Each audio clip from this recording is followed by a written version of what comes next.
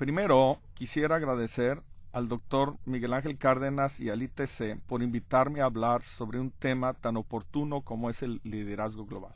Los eventos globales son cada vez más parte de nuestras vidas cotidianas y todos debemos aprender a navegar sus efectos y consecuencias de la mejor manera posible, anticipando y aprovechando las nuevas oportunidades. Otros temas claves relacionados con la nueva economía global, como son las competencias, la ética y sustentabilidad, se presentan en otros programas del ITC. Liderazgo global es un tema complejo que no se puede definir fácilmente solo en un seminario o presentación. Para poder transformar a una organización que sirve mercados locales, utiliza tecnología de administración local y tiene clientes locales, en una organización reconocida globalmente y con una administración y liderazgo enfocados internacionalmente, pudiera tomar muchos años y algunas veces muchas generaciones. Para lograr esta tarea en la práctica, tenemos que tomar tres grandes pasos. El primero es una evaluación de las condiciones actuales que enfrenta la organización. El segundo es el desarrollo de sus directivos líderes. Y el tercero es el desarrollo de la organización para llevar a cabo lo que esos líderes han decidido implementar. La razón del por qué realizar estas evaluaciones específicas es en razón que las circunstancias alrededor de una organización o comunidad y sus altos directivos siempre son únicas. El decidir ciegamente lo que se debe hacer para llevar a la organización de la esfera local a la esfera global sin consideración de estas circunstancias sería desastroso. Estos ejercicios de evaluación nos permiten entender claramente las oportunidades y riesgos relacionados con lo que decida hacer. En algunos casos, pudieran los altos directivos decidir que el transitar más allá de sus mercados o áreas de influencia locales no es apropiado ahora. Pudiera ser que sus sueños del futuro enfrentarán las duras y difíciles realidades del mercado global y sería mejor no perder una gran cantidad de tiempo y energía tratando de lograr lo que no se puede alcanzar. En otras circunstancias, pudiera ser que los altos directivos llegaran a la conclusión que aunque la organización tiene ciertas fortalezas, ésta no pudiera tener ahora la capacidad para realizar lo que en realidad desea. También los directivos pudieran decidir cambiar las metas y objetivos, o por otro lado, desarrollar nuevas áreas de la organización, fusionarse para adquirir nuevas capacidades, o desarrollar recursos internos adicionales antes de intentar llevar a la organización al ámbito global. Pero también pudieran concluir que expandirse globalmente es la decisión correcta y que sus capacidades actuales son más que adecuadas para cumplir con la tarea.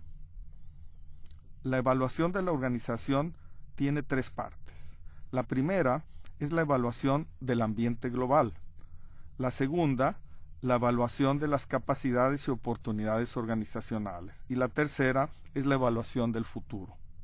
La primera, la evaluación del ambiente global, tiene 7 dimensiones básicas: clientes, competencia, industria, tamaño, reglamentación, información y adquisiciones. Cada una de estas dimensiones se puede evaluar en cuanto al grado que cada una de ellas maneja de factores locales a globales.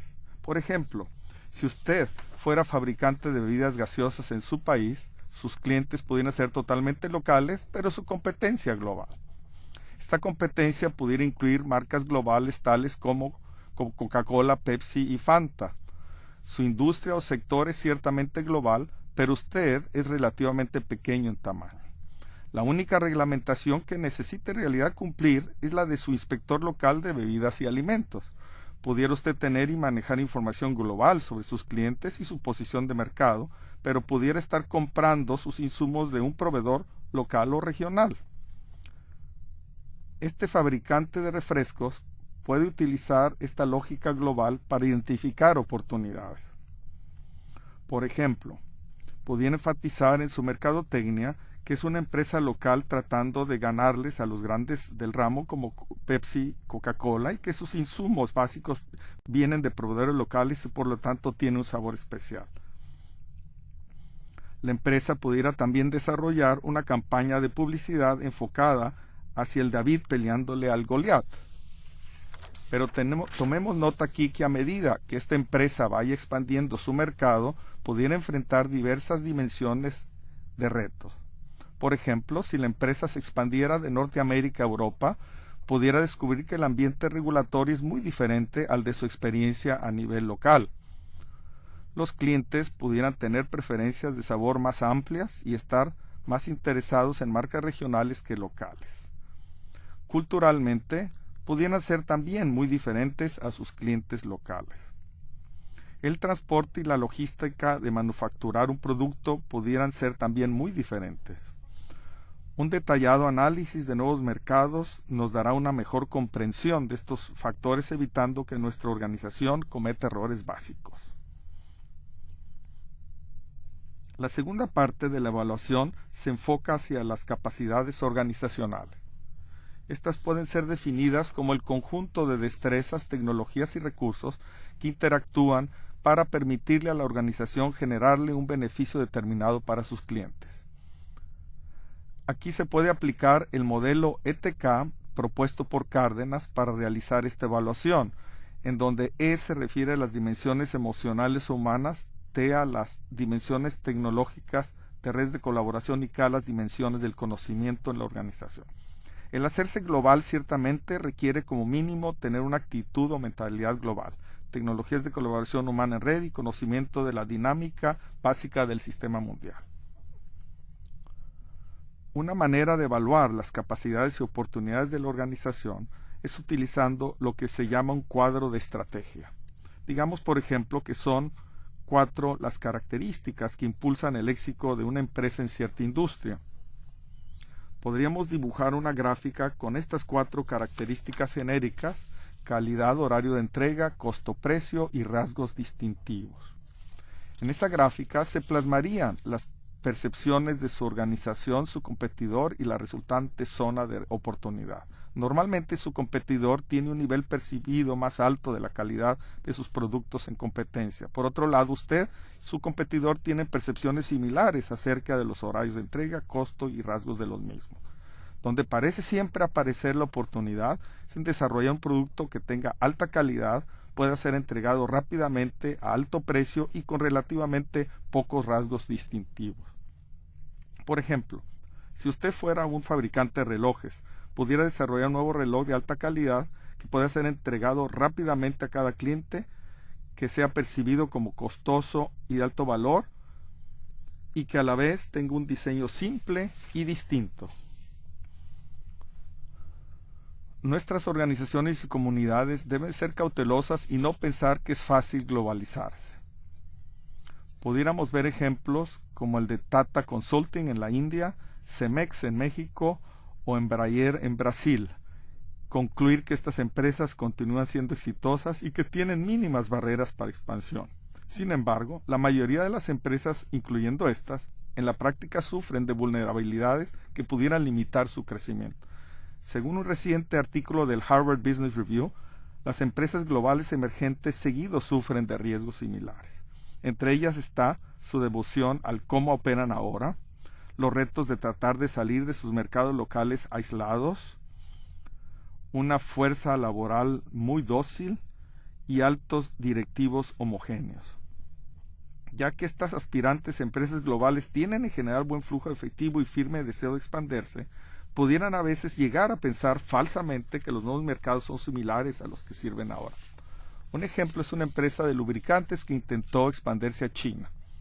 El propósito primario de su producto en Estados Unidos es lograr que se muevan más fácilmente los tornillos, los pasadores y las tuercas.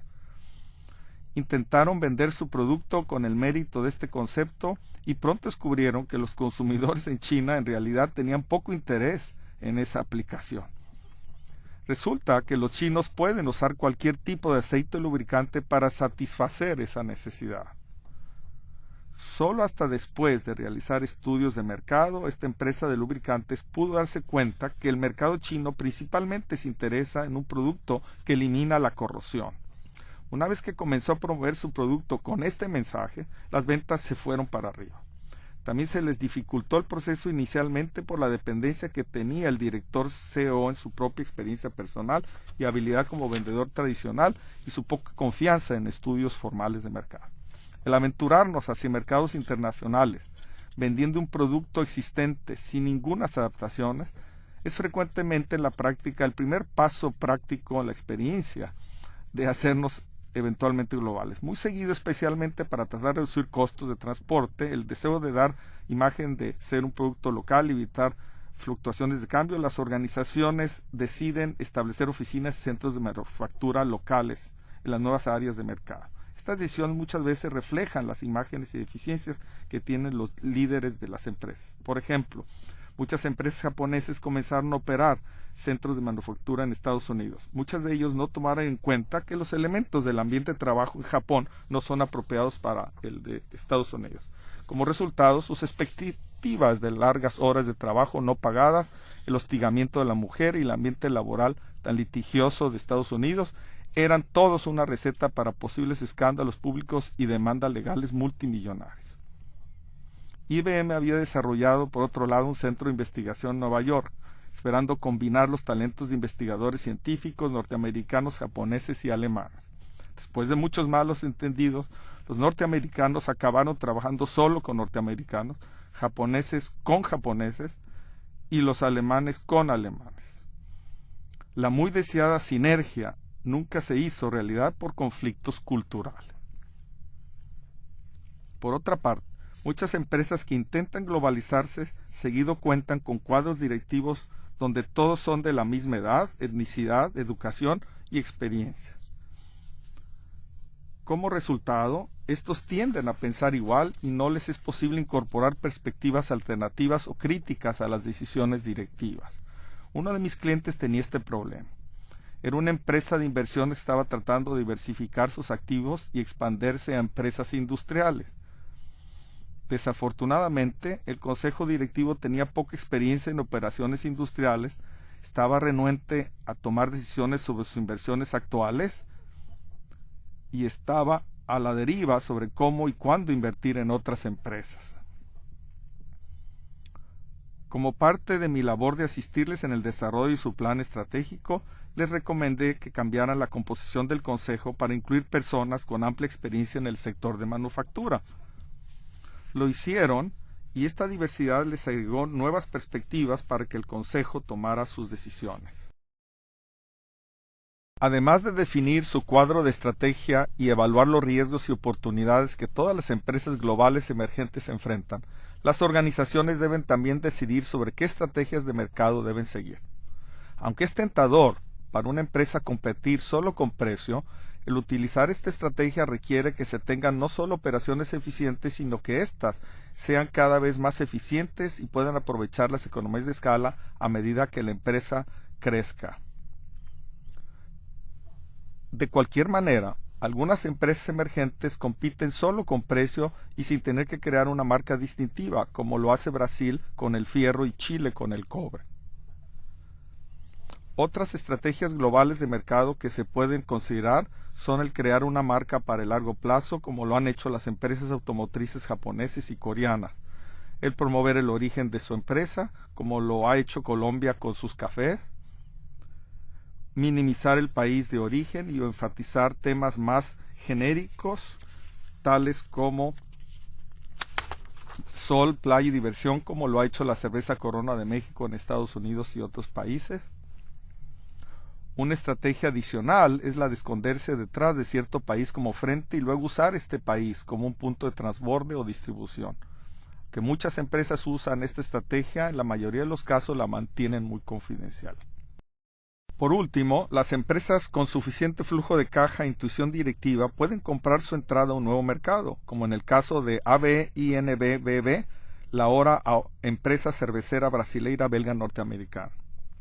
Además de evaluar el ambiente global y sus capacidades y oportunidades organizacionales, las empresas que deseen expandirse globalmente deben también evaluar lo que el futuro les pudiera esperar. Aunque los aspectos específicos del futuro son en realidad difíciles de predecir, las organizaciones por lo menos deben intentar evaluar las tendencias de largo plazo, evaluar los impulsores del futuro que les pudieran afectar y desarrollar los planes estratégicos apropiados. El primer paso es definir su horizonte de planeación, el cual seguido es de 5 a 15 años hacia el futuro. Cuál horizonte se seleccione depende totalmente de cada organización, pero mi sugerencia es hacerlo por lo menos lo suficientemente largo para que puedan contemplar el posible impacto de algunos eventos imprevistos. Segundo paso es evaluar cuáles tendencias importantes, tanto macroeconómicas como sectoriales, continuarán a través de su horizonte de planeación. Las macrotendencias, tales como el creciente avance computacional, el continuo desarrollo médico, pero con acceso diferenciado en nuestra sociedad, y la disminución de la población en China a partir del 2050, deben ser integradas a los planes estratégicos de muchas organizaciones. Tendencias sectoriales, tales como la absorción de empresas pequeñas por sus grandes competidores, la creciente demanda y decreciente oferta de talento ingenieril local, y la continua corrupción de funcionarios públicos, pudieran ser también dinámicas muy relevantes a considerar. Además de identificar las tendencias de largo plazo, los factores impulsores de futuros cambios pudieran también ser importantes en el desarrollo de los planes estratégicos de la organización. Para esto recomiendo que las organizaciones utilicen las técnicas de planeación y análisis de escenarios para visualizar diferentes futuros posibles y probables. Enseguida pueden realizar un análisis de fortalezas, debilidades, oportunidades y amenazas y comparar las capacidades de la empresa con las oportunidades visualizadas en cada escenario. Usando como base este análisis, las organizaciones pueden desarrollar sus metas estratégicas y los planes para lograrlas. También quisiera mencionar aquí que el hacerse global pudieran tener cierto lado negativo a largo plazo. Al final de cuentas, toda organización exitosa debe lograr la sustentabilidad de sus clientes y empleados. Sin este énfasis, las organizaciones ponen en peligro los cimientos que les hicieron exitosos. A la inversa, una organización que se expande globalmente enfrenta el mismo reto. Si percibe un mercado solo como un área para explotar lucrativamente a corto plazo, comienza a debilitar sus recursos permanentes, su personal y sus clientes que juntos integran los cimientos de su riqueza. Que inicialmente se vea como una estrategia de imagen, si desean mantenerse exitosas a largo plazo, las organizaciones globales deben invertir en infraestructura a nivel local.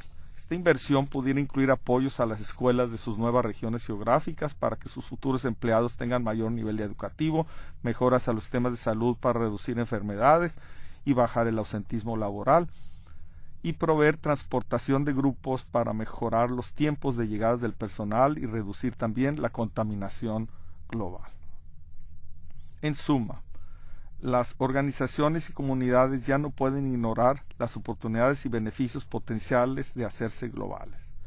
Aquellas que hagan el esfuerzo para tomar los pasos e implementar las estrategias que he recomendado en este módulo, inevitablemente descubrirán que la decisión de hacerse globales ya no es de sí o no, sino de cuándo. De hecho, ya hay un lugar para todos los que realmente lo quieran tener en esta increíble y fascinante nueva economía global. Muchas gracias. Gracias por su presentación. Sigamos ahora al módulo 2 del programa.